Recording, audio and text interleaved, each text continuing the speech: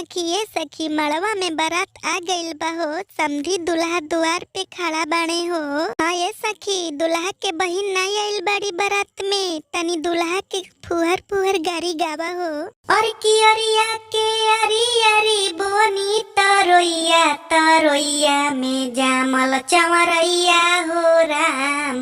भैली दुल्हा के दीदी हर जइया हो राम, तरोइया में जामल। अरे बोनी कियरिया में साग पात धनिया, छिनरी हो गईली समधी के बहिनिया।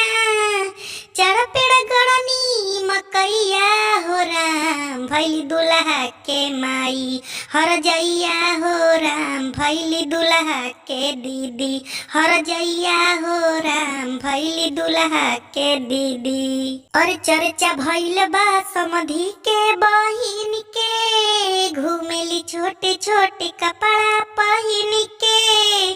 चलत में हिले करिया हो राम, भैली समधी के दीदी हर जइया हो राम, भैली दुल्हा के दीदी। और दुल्हा के दीदी रहरिया में जाली, खूबे मोटाली कवन खाना खाली।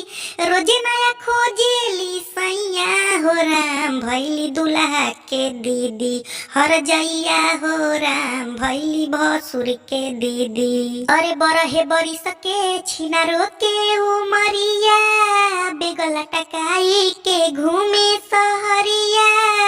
बरहो बरी सके छिनारो के उमरिया, बेगला टकाई के घूमे सहरिया।